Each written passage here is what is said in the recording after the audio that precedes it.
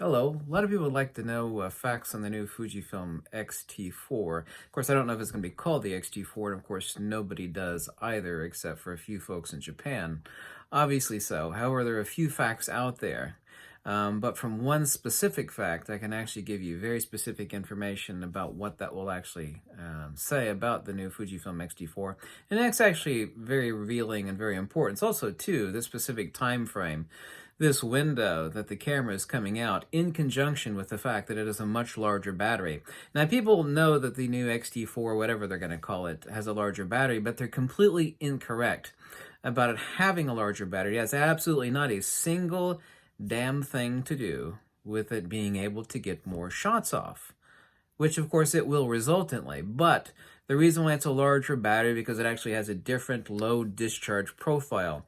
I had to do a lot of research on lithium batteries when I worked for Apple and I wrote articles on the MacBook Pro and MacBook Air. I researched way too much information about lithium-ion batteries, and I even consulted some of the best people in the United States of America who are genuine scientific gurus on lithium batteries. And lithium batteries have certain characteristics as the nickel metal hydrides and various other batteries.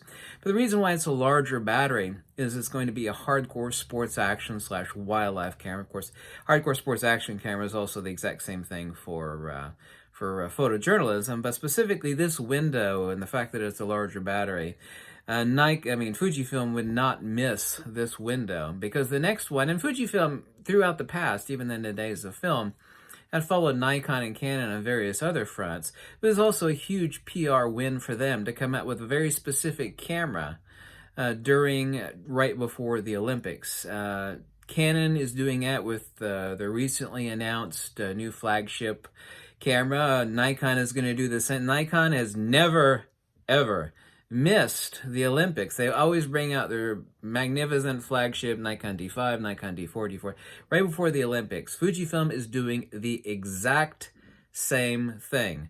So this larger battery specifically has nothing to do with getting more shots off before the battery is drained.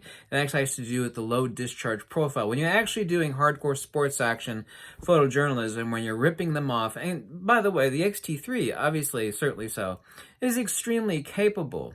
But what it is not capable of is really heavy loading for the battery profile. Of course, that the 126 battery, and of course, it actually had a change a couple of years ago. The Fujifilm battery, which is basically used in nearly all Fujifilm cameras, that actually had a minor change to actually change the low discharge so that it actually wouldn't choke under pressure of continuous low, continuous high action shooting or boost shooting.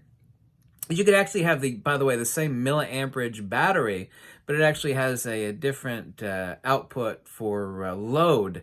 I mean, you could have say a 2000 milliamp battery that actually has a amperage output to the main board to actually power the camera of this, and the exact same 2000 milliamp battery, for example, that actually has an amperage output of this to actually carry a heavier load. The reason why there's a larger battery going in the X-T4, whatever camera it's going to be, is so that it actually can handle that load discharge profile for really hardcore, in other words, kicking it in the butt, the specific camera, for really deep buffer shooting, under heavy load, sticking it in boost mode, ripping off. I don't know what the buffer is going to be, obviously so, but I mean, it's going to be large and significant, which is what every hardcore sports action, wildlife, and photojournalist photographer requires. Fujifilm is not going to miss that window for the Olympics. So even though I don't know the parameters of the camera, I know specifically the framework in which it's being designed and why it actually has this newer batteries. Like, if you actually think, well, no, Fujifilm has been, long in the tooth for upgrading the battery, that's not really so. The Fujifilm X-T3 has a significant buffer, and there's not a single person out there that's complained to me that I've heard, about, the X-T3's performance when you stick it in boost mode, that people are, crying or whining about, choke ups on the camera. So that actually tells a lot that they're actually including a larger battery in the camera. And that is no coincidence that it's occurring right before the Olympics. Nikon's going to announce the full specs on their D6 here anytime now. They've already shown it to people. It's been shown in glass boxes. They've given a few specifics, basically nothing about it, however. And Canon has already, revealed, You know, their chunky monkey camera, their big $6,500 flagship camera. And Fujifilm is going to do the same thing. What they call it, X-T4 or whatnot, who gives a damn, it's ultimately not important. But the battery combined with the narrow window right before the Olympics actually tells a lot about what it actually is. Anyway, thanks so much for watching. And Fujifilm.